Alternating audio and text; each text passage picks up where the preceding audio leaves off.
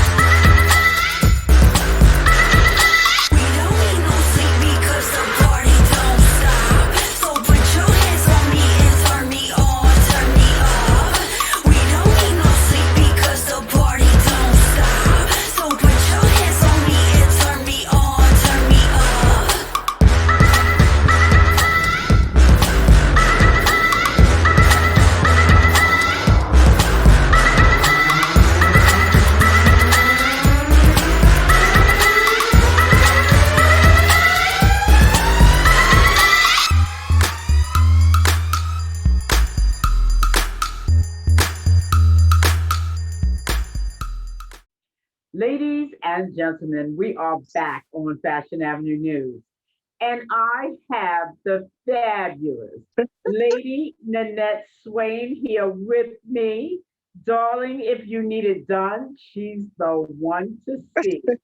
Miss Nanette, welcome to the show. How are you? I'm good. Thank you for having me. I appreciate this moment with you. Well, thank you for making time out of your busy schedule because we know that you do a lot. So we want to jump right into the interview and let everyone know what you do. Now, Okay. I know that you model as well as many other things, but what made you interested in modeling in the beginning? In the beginning, modeling for me was more of a hobby, just a pastime. Because of course, you know, the industry standards, I just didn't meet the standard at the onset. So it became at the time, it was just a pastime, something to do. Wasn't really interested in it, but my aunt and my mother, who have both passed, they were very fashionable, and I liked how they dressed, they styled, they walk. I was just in awe with watching those two ladies, you know, get dressed and just go out, not go any place special, but just go out. And early on in my late teenage years, my mid to late teenage years, in a church service, it was a prophecy that said that I would be in fashion. I was like, okay. Look at that. Fabulous. And that's amazing because, you know, sometimes you look today at the way people dress and then you look back at the way people would put themselves together. I mean, there were ladies that wouldn't go out the door without lipstick on. Now today, people just throw on a hat over their head, rollers in their hair, you know, nothing, they don't think a second about, you know, maybe how they look. So I know that that had a strong impact on you, seeing them so fabulous. Now, when did you begin your modeling career? What was your first show? My actual first show was in 1995 with a group called Fashion on 7th. And we started in the State Harlem office building, but I don't think it was affiliated with what you were doing. We started in the state office, Harlem State Office building, and we did a show on 110th Street, just off of 7th Avenue, right by the park. That was the very first show. How did you feel getting up there? Were you nervous? Anything? Any butterflies? Actually, no. No. It almost came second like, nature. I'm a model. Pretty much came second nature. It was just a matter of walking, finessing my walk, and not being afraid of the audience or the people that were, you know, sitting on their chairs and chases, hanging out in the park. It was pretty much easy, actually. I'm pretty confident about my look and who I am. So it was mostly a walk in the park. It was a walk in the park. It was like, I got this. I got this. Yeah. Now, how do you prepare for a casting? Because you still model amongst other things. How do you prepare for a casting? If you're going to a casting, what is the preparation? First of all, a good night's sleep the night before. I don't believe in hanging out and partying and getting drunk and any of that. No shade on anybody that does. I'm just talking about me, because it's not a very good idea to show up at a casting call looking like you hung over or death warmed over or whatever the case is. But generally, a good night's sleep, plenty of water the night before, the day of. You also want to be well groomed. You don't want to come in over made up. At least I don't. But a little bit of makeup kind of highlight the features of the face. And I come with my comp card, my model resume, a headshot, and my model go bag, just in case there's something that they want me to change into. Generally, the dress code is a standard black that I wear, or the designer or the producer and the promoters may say come in tight fitting jeans and a top, which, depending upon what they're asking is how you come. I always come with my heels ready to walk and an extra pair of whatever in case they ask for something different other than what I have on. Okay, excellent. And I think a lot of models can take notes and understand that is the way to go. Have the comp card, have the shoes ready, get sleep the night before, because all of that shows not just in your face, but in your walk and then also your behavior. Because if you have a hangover or something, you're irritated, you're not going to give maybe your best that you could have given if you had gotten some rest. So I think that those are really, really good pointers. Now, we all know in the modeling world, a lot of people like, the tall model, the 5'9" or something like that. Is height a factor for you when you go to a casting or you're interested in doing a show? Yes and no.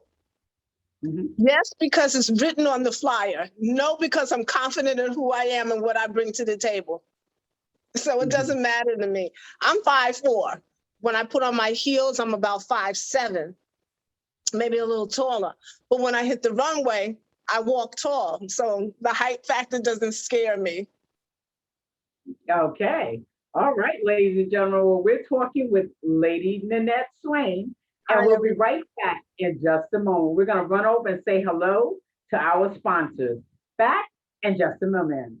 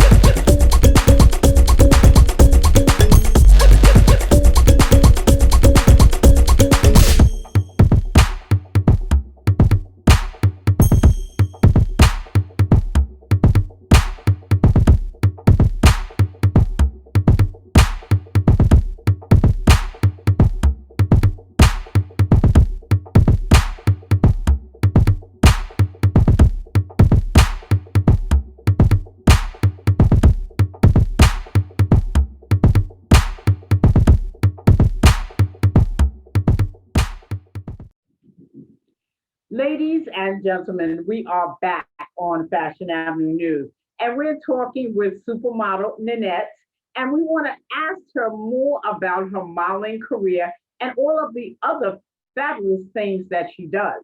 Now, what are some of the items that make a model successful? What do you think helps a model be successful? First and foremost, attitude, positive attitude, being prepared for what the designer, the producer is asking you to do. I can speak for me. I come to a fashion show with at least 10 pairs of shoes. I have them in all kinds of styles and colors. I know most people say just the nude, a pair of brown maybe and black, but then you're limited to what you can wear with a designer's clothes. So I look for shoes in all colors and in all styles.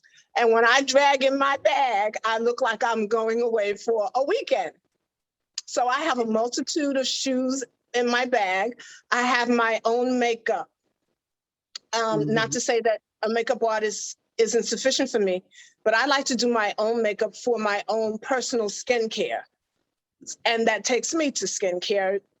Being successful also depends on the skin, the look of the person when they walk into the room, the vibrance of their face when they walk into the room.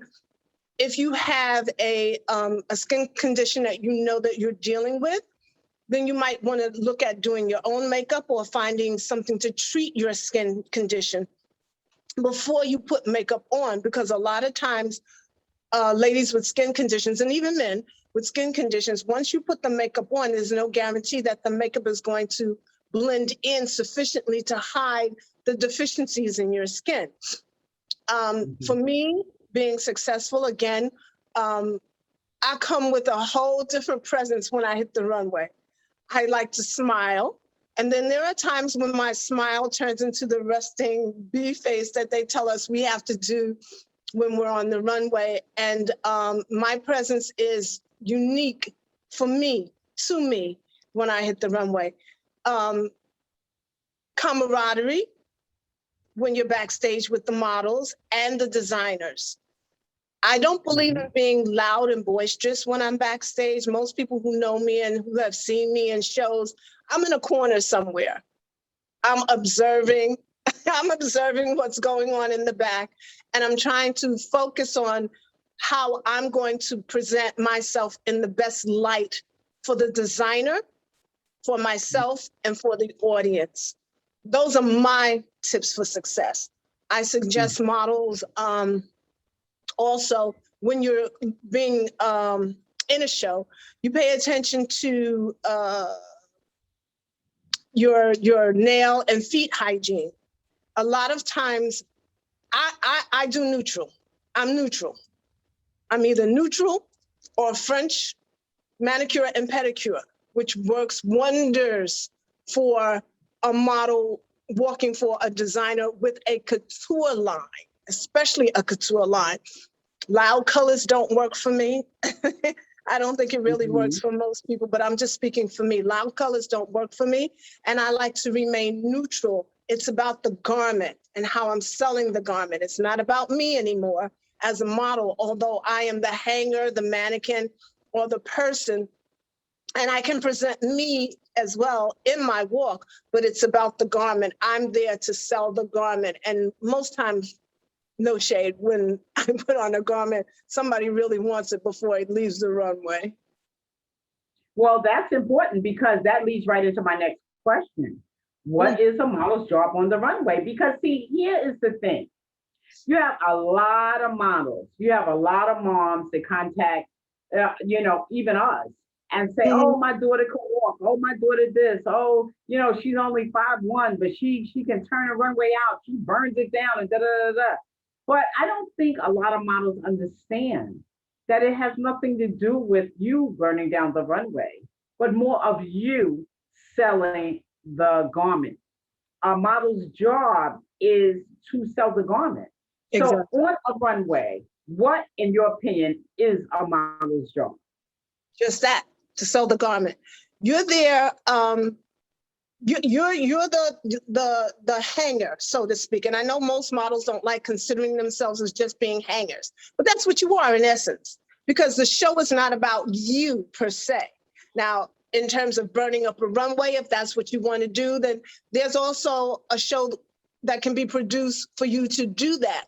But if you're doing a couture show, a high fashion show, then it's about the designer's garment. And that's the way you need to focus or base your walk.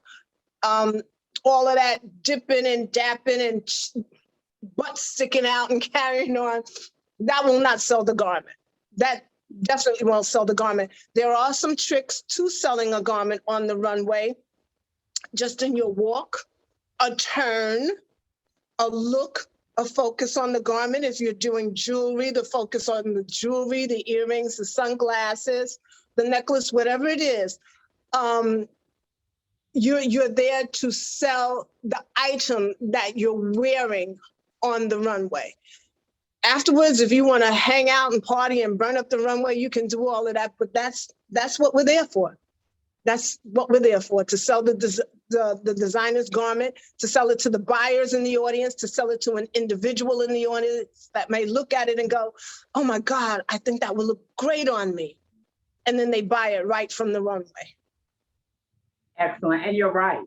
They want, designers want you to sell that garment on the runway. And when it comes off the runway, someone wants that garment. Exactly. And, I'll just speak for, my couture line that I just showed in Atlantic City. I had 15 pieces. I sold 10 out of 15 pieces. So to me, I think the models did a great job, because you have to sell the garment. Now, it also is good to have a good garment, but the model has to sell it. So I think that that's very important. I think what you're saying is so right, because there are shows for the dipping and the dabbing and the turning and the bending, but not for the couture shows. That's not exactly.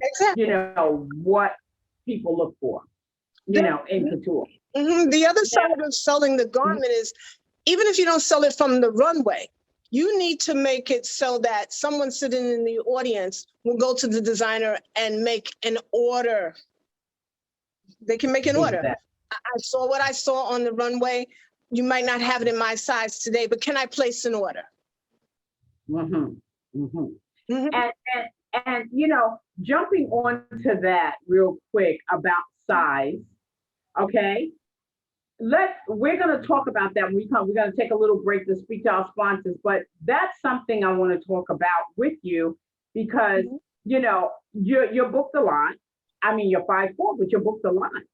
And I want to talk a little bit about that, because I think that sometimes it really has nothing to do with your height or size. It really has to do with if you can sell or convey what the creativity the designer has to the audience. So we're going to run over and say hello to our sponsors, and we'll be right back in just a moment.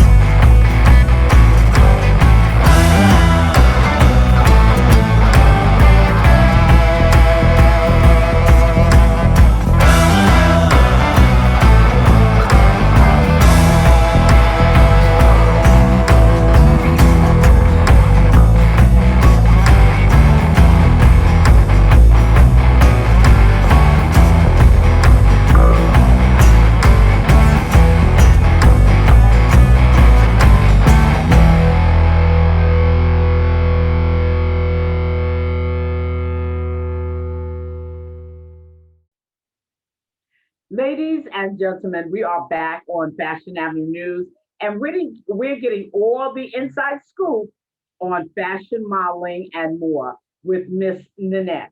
Now, we were talking before the break about size and even being a mature model or things like that. So let's talk size first, size and height first. Mhm. You know, is there a feeling when you see a casting that has just a specific size and height requirement? Because I find that, you know, a lot of models contact me and they say, oh, not so much that it's my casting, but just in general. Oh, can you talk to this producer? Because, you know, I could really walk, but they won't take, they only have this size up. Mhm. What is that feeling like? Kind of feeling left out. But again, for me, I know me. Once I put on my heels, I'm about 5'7", 5'8". And I can overshadow, so to speak, or not. I'm confident enough that when I walk in the room, if the height requirement is 5'7", 5'8", I'm in my heels. I'm 5'7". I may not be 5'8", but my natural height is 5'4". I'm confident enough that when I walk in the room, if my walk is sufficient for them, if my look is sufficient for them, then I'm going to get casted. But I know most models, you know, they look at the flyer and it says 5'8", 5'7". Oh my God, I can't go. I don't meet the height requirement. I don't meet the size requirement. I think it's all about your confidence. I show up to most castings regardless of what's on the flyer. It's just, you know, I think it's all about your confidence. If you feel that you can do that, I'm not saying to bogart a casting. That's not what I'm saying. What I'm saying Right. to you is, as a model, if you're confident enough, if you're 5'4", 5'5", and you're confident enough to walk in front of them, then let them be the judge as to whether you get picked or not. They'll be the Oh, judge, but you present the confidence in front of them. I can do this for you. okay. And I like that attitude. Now, I'll play devil's advocate here and Okay. ask you, what happens when you go to a professional casting and they do ask for a height requirement and they measure you before you come in the room? Because at a professional casting, what's going to happen if they ask you for 5'8", Mhm. they do mean 5'8" without shoes. Exactly. Can you talk to the person or something to explain, listen, you know, even if I have to wait till after everybody else is seen, Mhm. that, you know, maybe I can go in? What would be the strategy there? Just as you said, I think that if these specifics are 5'8" and taller, then yes, wait. Speak to someone on the side, ask them, you know, is it possible that I could walk for them and let them see what I bring? But be patient enough to wait. Don't catch an attitude. An attitude's not going to get you in the door. As a matter of fact, it's going to get you shown the door on the way out. So the best thing to do is be professional about it, wait patiently. And even if after having waited patiently, if told, you know, they're really strict on the requirements, perhaps on the next go round, then just say, thank you. I And leave appreciate your it. comp card. And leave your comp card. Leave your That's comp card. right. Definitely say thank you. And looking forward to hearing from you. And at some point, they're either going to remember your face or remember your presence.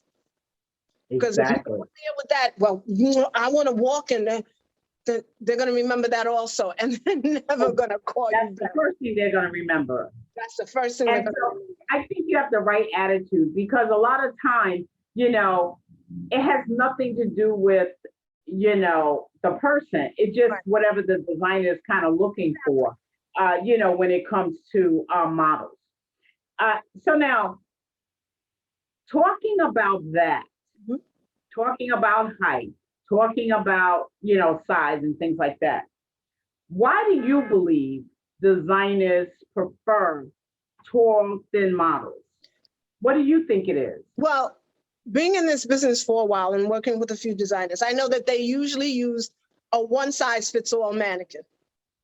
And they base their collection on the size of the mannequin. Most dresses are not replicated unless, again, you're making an order.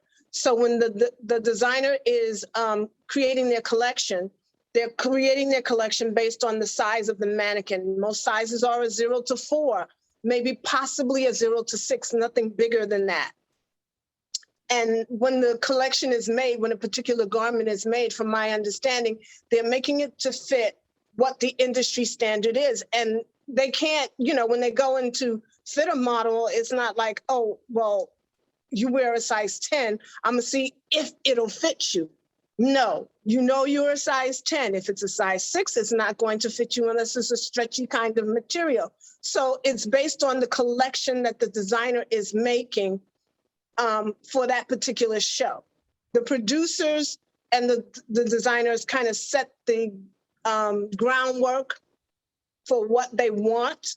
And so the designers are making their collection based on the requirements set by the producer.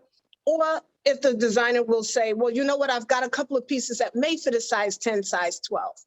But then they're looking for that standard based on how they're fixing their original collection, which is based on the standard mannequin, 0 to size 4. And models need to understand that 0 to size 4 is what they're looking for based on how they're making the collection.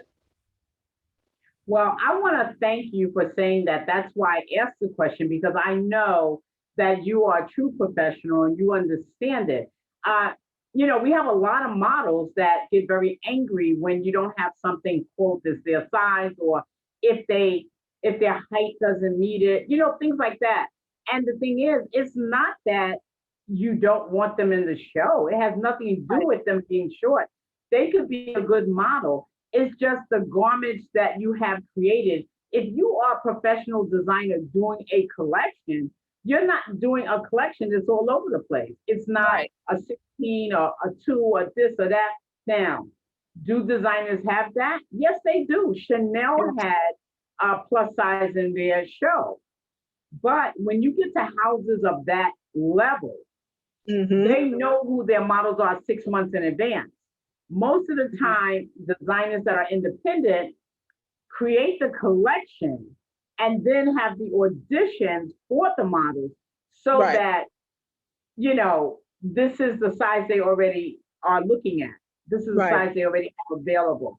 So I'm glad that you said that, because it'll clear up a lot of misconceptions that some models have, that, you don't want them in the show, or you don't, like short people, tall people, whatever, you know what I mean? Like it clears that up. And as a model, I'm glad you understand it, because that shows quite a bit of professionalism on your behalf, because you educate yourself, which is important, especially in this industry. Now, especially in this industry. You're also a mature model. And I want to talk about that, because even as a mature model, you get booked a lot. So I wanted to talk a little bit about being a mature model in this industry. And, what is the strategy? You get booked. What's the strategy? The strategy is marketing and advertising. For me, I market myself. I'm 68 years old. Y'all, no shame. Soon to be 69 in October. No shame. I love my age. I got here by the grace of God. But my strategy is marketing and advertising myself. I make it a point to, when I go to events, fashion events, I'm networking. Here's my business card. Here's my comp card. Here's my business. Book me. IG, marketing and advertising. And I don't just market and advertise myself. I market and advertise other people's shows. And that plays a good part for me as well. When they see that I'm flexible, I'm amenable to, helping them, then they're like, yeah, can you come walk for us? And it's my strategy. But definitely marketing and advertising. People think that if you post your one picture or your 2 pictures on your social media, that's it. No, it's a constant, ongoing, every day, all day long, marketing and advertising of the show that you're in, for sure. You have to do that. Being 68, wow, how do I speak to that? I am who I am. I stay with people like yourself, Wendy Isaac, Lloyd Crawford. I get up under Taz, Levy Paul. I get up under photographers that I know are like into, photo shoots, magazine publications and things like that. So I'm all over the place when it comes to getting me out there. I'm not helter-skelter, I'm focused, but I'm all over the place. My IG, my Facebook. I don't have, I have a Twitter account, but not for fashion. And I have my regular page, I have a fan page, I have a production page.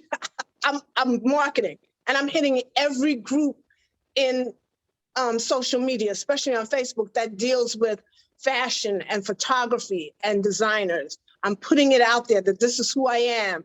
And if you're having a show, then I'm your go-to person. Well, that I can attest to because, like I said, when we started, you do quite a bit of things. You're not just like, a one-dimensional person. You, like you said, you can do the marketing, you can do front of the house, you can do back of the house, you can help with casting. You sat on James's casting for the Times Square show. You can, we can go on and on about some of the wonderful things that you can do. But I want to talk about you being a reporter, a fashion reporter. You did an amazing job, amazing article at Atlantic City Fashion Week. I was so happy to see you there in that role because it adds to what you already have. Talk about being a fashion reporter. How that came to be was sheer coincidence. I casted for the show but didn't make it. So I went to the show anyway. And I was kind of disappointed. Well, I didn't make it as a model, so I didn't buy a ticket to get into the show. But I bought a ticket that day to sit and watch the show. And the gentleman that I was with at the time, we went together, and he recommended that, he was my fiance, and he recommended that, why don't you just write an article? And I have a kind of creative mind. I like creative writing. I do a lot of writing for other magazines as well, just in articles, but not to any degree of reporting on a show. So he and I collaborated. He took the pictures. Based on the pictures that he took, I wrote the article, and it turned out to be an amazing article that was published in Beyond Your Frame magazine, along with the pictures that were presented. I'm good at writing. I've kind of put that not on the back burner, but it is one of the hats that I've chosen to wear. And if at any time I don't make the casting for a show, then I'm like, all right, I'll just attend the show and write about it. And I think that's fabulous because you see, the good thing that you did that a lot of models would not have done is even though you did not get cast, you came to the show, you supported the show, you wrote a great article, and you know what's going to happen? They're going to remember that. They're going to be like, wait a minute, she wrote an article. That was really nice. Even though she didn't get in the show, but she wrote an article. And you know what? This is what people want. Going back to putting on your marketing hat. That's another way of saying, hey, check me out. This is what I'm doing. Even though I didn't get in the show, I'm still supporting the show. I'm still posting, Instagram, Facebook, social media. I am still supporting you. And I think that that's so important that you came and it was a great article. Thank you. Thought that was fantastic. So, you do a lot and you wear a lot of hats. And I think that that is one of the things I like most about you is because, I never see you as a person that feels defeated. You always rise up and say, okay, that didn't work. Let me try this, or this doesn't work. I'll do that. Even times when I've had shows, you might not have been in the show, but you will come there and say, what help do you need? Yes. And that is a good thing because you know what I'm trying to say? You have built that up where people say, Miss Nanette can do this, and this. And speaking of doing all of these things, talk a little bit about Diva Casting. Diva Casting Networks is an LLC. I became incorporated December 2016. And I started it because going to castings, models were disappointed, you know, in not being put into shows. And I saw a lot of where promoters were putting out their flyers, but the marketing aspect of it was not on a broad scale. So I said, well, let me create this group. I've got a business page as well, where I can connect photographers, models, designers, promoters, music artists, makeup artists, whoever you are. I will post what's needed, post the flyer and what's needed for a particular show. And if you meet the bill, then you apply. As a company per se, I offer a number of services within the company: model coordinator, runway coach, back of the house, front of the house, some security even. I've done, you know, assistant production, whichever way you need, I can help. I'm in the process now of putting together a team of people so that I can broaden it out, where I'm just not the one person or there's just two of us doing a whole lot for a show. I'm looking to broaden my team to where I have a number of photographers.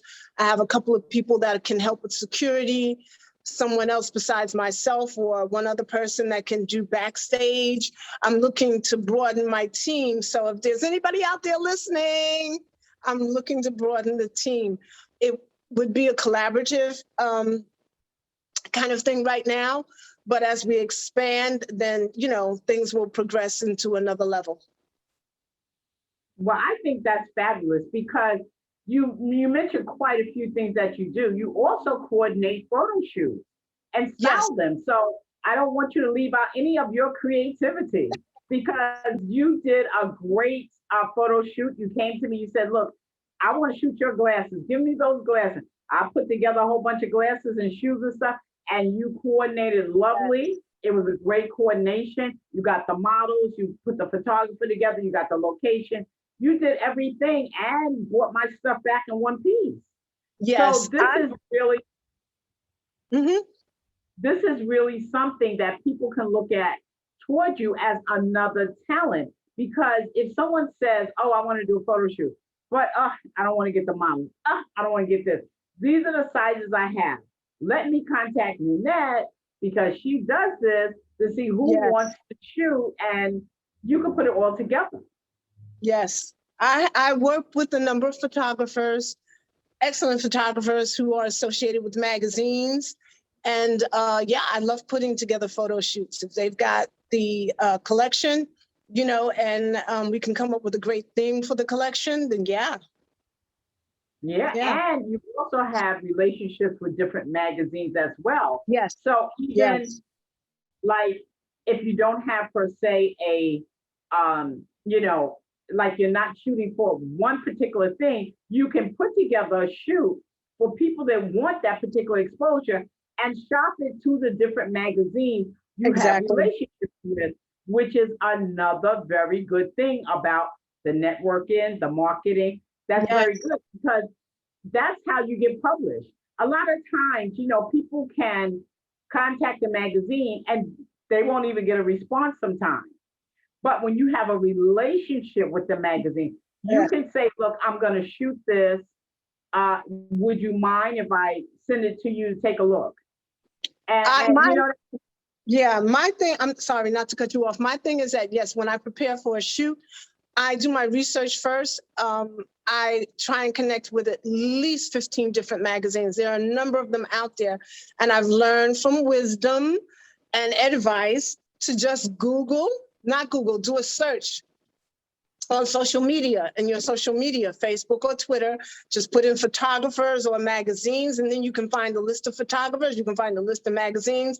I've collected about 35 different magazines to where when I'm doing even my own personal shoot, I contact at least 20, if not all of them. I'm doing a shoot in August. I'm doing a shoot in September. This is the theme concept. Will it meet your criteria for submission? Tell me what your submission date is. Excellent. Absolutely excellent. I think that's fabulous. And I think that because of those type of things, like those connections, those networking, that, and then again, taking different flyers and, you know, putting them out there, the marketing aspect is also a fabulous, you know, a fabulous thing. They see you sharing and they don't mind listening to you. Now, our next to last question. Mhm. What is your opinion on models doing nude shoots? Mm. I would say define nude for one. For me, I don't think nudity is all about bearing all. I've done in my lifetime 3 shoots that would be considered nude. And in not one of them are my breasts showing or my butt or my private area showing. I always manage to make my shoots tasteful, classy, elegant, risque to some degree, but not burlesque, not even burlesque, not even, there's a difference between artful nude, nude, explicit nude, implied nude, porn nude. You know, when you cross that line of artful into porn is when you're just out there. I'm not out there. So I recommend for models, male and female, do your research on what the nude shoot is going to be about. If you go into a shoot and they're like, well, you got to take it all off. You got to get on the bed. I need you with your butt up in the air. I need you with your legs spread wide open. I need to see. Don't do it. It is not a good look for any model. I don't care who you are or what you think you want to be as a model. It is just not a good look. The model sets the tone for the shoot as well as the photographer. There are 2 people in control of the shoot, the photographer and the model. If the model is trying to convince the photographer that this is what I want to do, I want my breasts showing, I want my legs open, then the photographer is still in control. Listen, especially if it's a male to female shoot, whoever's in charge is the person in charge and will dictate the parameters for the shoot. Me, again, I'm not into all of this porn looking thing. I want to be classy with what I do. I want to be elegant with what I do. And I'm speaking from a mature point, but my first quote unquote nude shoot was back in 1995. And even with that, I wore it was a see-through lace black jacket, kind of a lingerie look. And all you saw in the middle of all of that was a silhouette. And I had on my underclothes. But the point is, we don't have to go as women or men. I don't think we have to go to the great extent of showing all of what we have in order for it to be a nude shoot. It can be tasteful, classy, seeing everything that's there. Bearing all is not the look you want unless you want to do porn. That's how I see it. Unless you want to do porn, then you're showing everything. You can bear everything. But keep in mind also the look that you present on your social media, the look that you present within the photo shoot, the look that you present within the magazine. Now that also determines how people see you and approach you on and off the runway. Whoever you present yourself on your social media or in a magazine, if you're all of this hanging out, that's how you're going to be approached. And you should not be surprised when that happens. Like, why are you talking to me that way? Remember the shoot you just did. Remember the magazine you just put it in. It's not a good look. And it doesn't take you from being a nobody to being a model. It'll still leave you somewhere in the middle with no respect from fashion industry, personal friends, photographers. whoever. It doesn't take you to that model status. The model status comes from knowing what your limits are, being respectful of yourself. Again, I've done 3. They've all been very tasteful and they've all been published. And I don't have anybody in my inbox asking me any crazy questions. And, I asked that question because, I wanted to get a model's perspective on it because you see, as business owners and magazine owners or TV show producers, even though sex sells, the thing is, we don't want to be associated with that. Like, Exactly. you don't want to be associated with someone that, is porn or something like that. Now, it might sell, for rappers and records and stuff like that. But again, you have to live with yourself, like you say, after. And a lot of brands and magazines will shy away from utilizing not just those photos, but you as a model, exactly, in the future, because they don't want someone to look you up and then see those photos and say, oh, this is the type of people she works with. Oh, I can't, work with her. It could, you know what I mean? Because before I put a model on my cover, I do my research. I will not put a model on my cover that I have not looked at. At some point I will go to their Instagram, I go to their social media, I look at their Twitter, I look at all of those accounts beforehand. I will not just take somebody and say, oh, your picture's fabulous, I'm going to put you on. No. So I think that when models decide to do these things, some of these things should come into their minds as far as how they're marketing themselves, because as much as, some people might say, well, what you see is what you get. Some people, like business owners and magazine owners, might say, what you see is not what we want.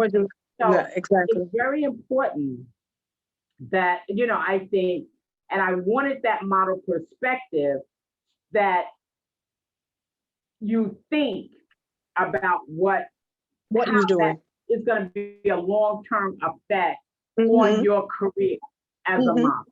So that's very important.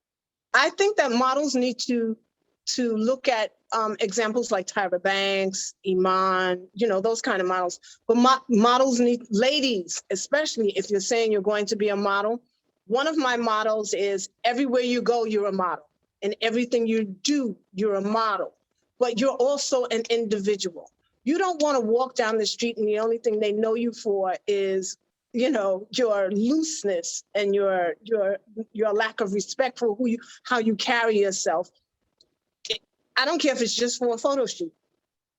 But if you're doing the photo shoot with the idea of, I'm going to put this on my Facebook page, it's going on my Instagram, it's going on my Twitter, it's going on my social media, any kind of social media that you have, and then you're saying you want it to be published, you need to have respect for yourself.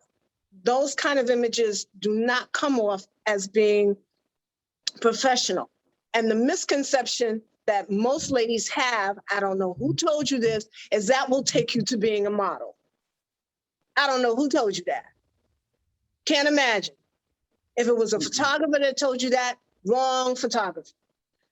I do my nude, implied nude, explicit nude, whatever kind of nude shoot.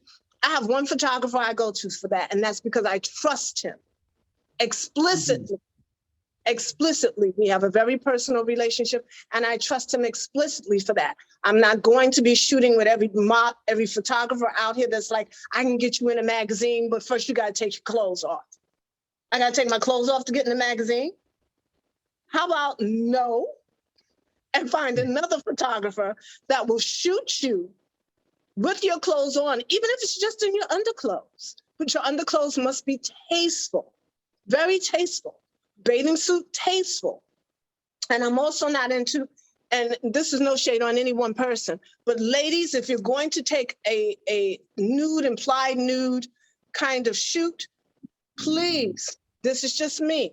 All of this spreading of the leg, I don't know where that comes from. I'm just speaking on it. Spreading of the legs, not a good look. Not a good look. For me, and for God's sake, if you're 30 and older, it's not a good look. It's definitely not a good look.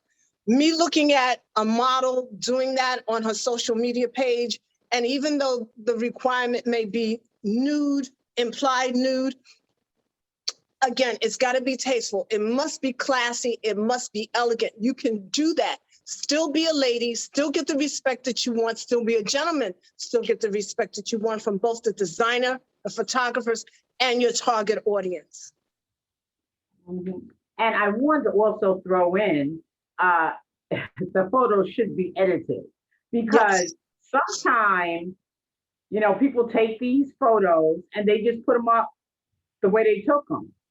It's no editing. Not saying that, you got to make the person thinner or anything like that, but I think it's important that photos are edited like anybody. Even Naomi Campbell needs editing. So it's not saying that someone's trying to change the way you look or make you perfect or anything like that, but I think editing is important. Editing is very important. A lot of times when models miss, I think what they miss is, oh, can I have my pictures, please? Because I want to post them on social media. But you miss the difference between raw pictures, versus edited, that where in your edited images is also part of your marketing and advertising that gets you the job for the next show or photo shoot. Learn the difference. Don't be so quick and give me my pictures. I want to post them on social media. Because what you get is what you get. Yes, and see, here's the problem. When they do that, and say someone, a magazine owner or something, might have been looking at that model for a possible shoot or something, and they see, unedited pictures or pictures that are not flattering to that model, they will skip over usually that model and either that model or the photographer too, because if the photographer is willing to put those pictures up in that way. Now, I don't say a photographer has to edit every single picture, but if you're going to put a picture up, then at least edit one or two of the pictures so that, Exactly. it looks more professional. So I think that that's very important. Exactly. I agree. Okay. Well, I want to thank you, Miss Nanette, for talking with me today.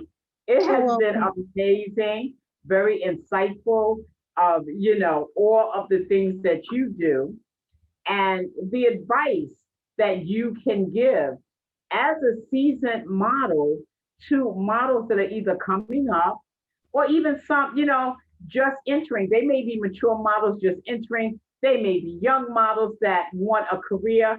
The advice that you've given us today has been just, amazing. It's great advice. It's all around useful. Whether you're a model or a talent, it's all around useful. Being prepared, being ready, showing up on time, having patience, networking, casting. All of these things are things that can really help, a model's career. Knowing how to pivot. You didn't get cast in Atlantic City, but you turned around and were a fashion reporter and wrote a great article that they, showed everywhere. So again, you're not defeated by the fact that, oh, I didn't get cast. I can't stand that show. No. You were like, okay, I didn't get cast. I'm going anyway, and I'm going to write an article. And now you have the respect of that show as a journalist. Like you're now respected as a journalist because you have proven your creativity there. So I want to thank you for spending this afternoon with us and just giving us so much information, Ms. Nanette. You are one of a kind. It's been my pleasure. Thank you. And just want to throw in that I like the new do. You look amazing. You look amazing. It was a lot of people like it. I'm still adjusting to it. It was a shock to have to go this route after 30 plus years of growing my locks, which became my signature look on the runway. But God is good. I'm still here. And you're looking fabulous with it. I love it. Thank you. Thank you so much. You're welcome. Thank you. Ladies and gentlemen, you're watching Fashion Avenue News, where only the best will do. And our guest today has been the fabulous Nanette Swain, and she does amazing things. We'll see you next week.